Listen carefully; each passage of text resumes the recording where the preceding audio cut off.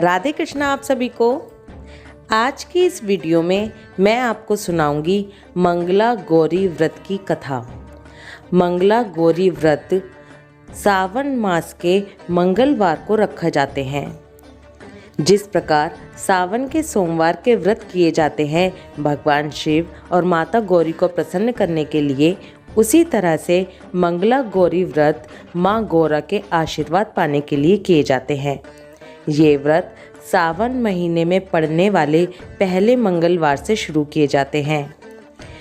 इस व्रत को करने से माँ गौरा अखंड सौभाग्यवती होने का आशीर्वाद देती हैं। इस व्रत को कुंवारी कन्याएं जिनकी शादी में दिक्कत आ रही हो वो कर सकती हैं। इस व्रत को शादीशुदा महिलाएं भी कर सकती हैं जिनके घर में पति के साथ झगड़े रहते हों, जिनकी कुंडली में तलाक का योग हो या फिर जिनके सौभाग्य कम होने का योग हो, वो स्त्रियां इस व्रत को करके माँ गौरा का आशीर्वाद पाकर सौभाग्यशाली होने का आशीर्वाद प्राप्त करती हैं। चलिए अब इस व्रत की कथा को शुरू करती हूँ। कथा के अनुसार पंपापुर नाम के एक गांव में एक साहूकार अपनी पत्नी के साथ रहता था। भगवान की कृपा से साहूकार के पास किसी चीज़ की कमी नहीं थी। वो बहुत ही धनवान था।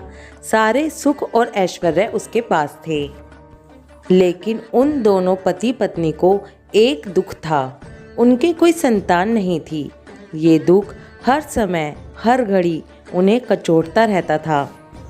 एक समय की बात है, उस साहूकार के घर एक साधु महात्मा आए।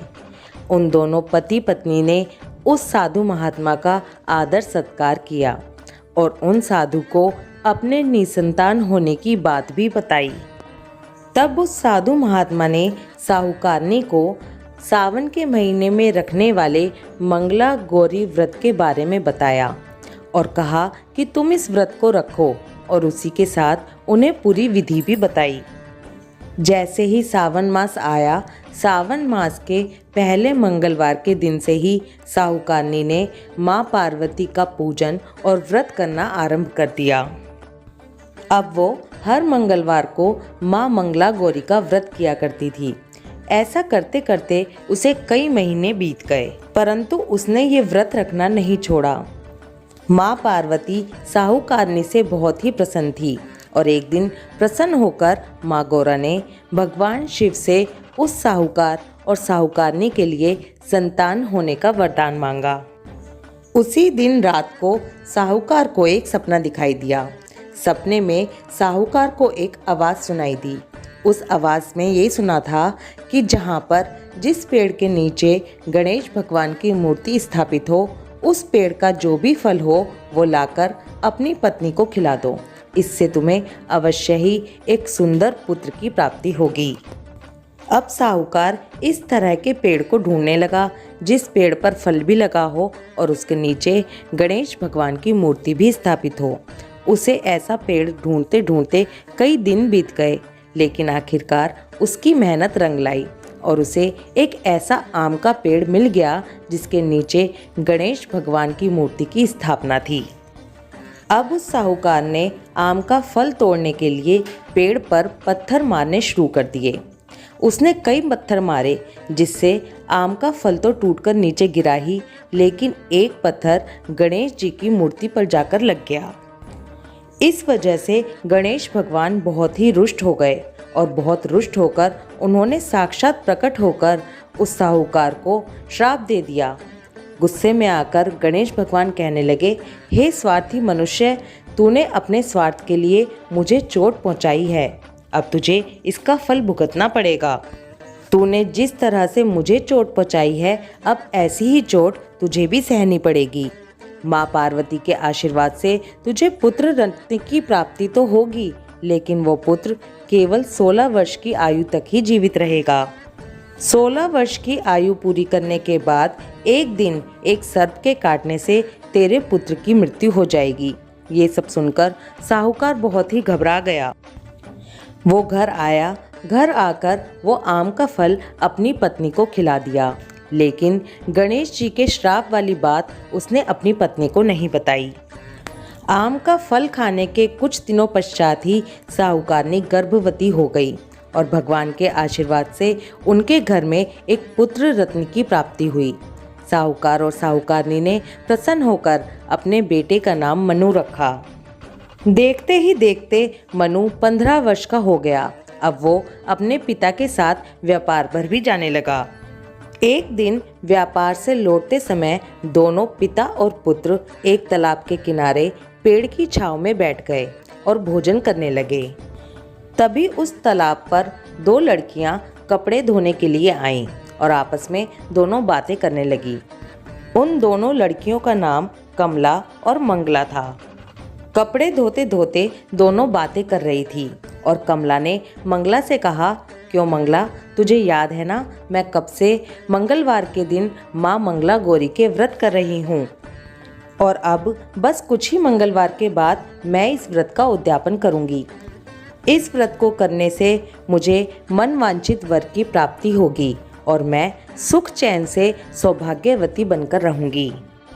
इतना कहने के बाद कमला आगे बोली, मंगला, अब जब सावन आएगा तो सावन मास के पहले मंगलवार से तू भी इस व्रत को शुरू कर देना। ऐसा करने से तुझे सौभाग्यवती होने का आशीर्वाद मिलेगा और इसी के साथ तुझे मनवांछित वर भी प्राप्त होगा।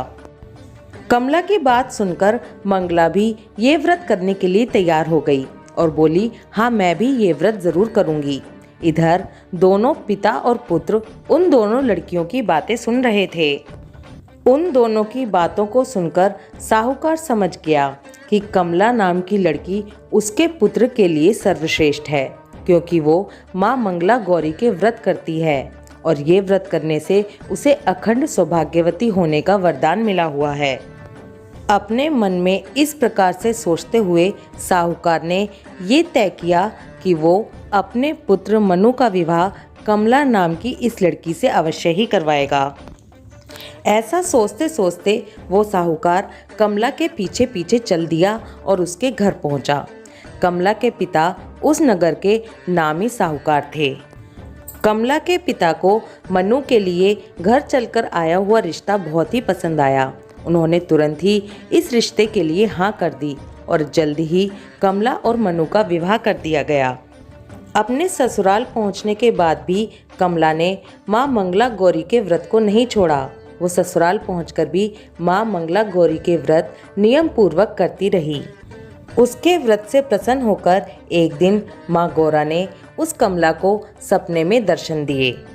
माँ गौरा उससे कहने लगी, सुनो कमला, मैं तुम्हारे व्रत से और तुम्हारी भक्ति से बहुत ही प्रसन्न हूँ, लेकिन तुम्हारे पति की आयु बहुत ही क्षीण है। अगले महीने मंगलवार के दिन एक सर्प तुम्हारे पति के प्राण लेने के लिए आएगा। लेकिन कमला, तुम बिल्कुल भी घबराना मत।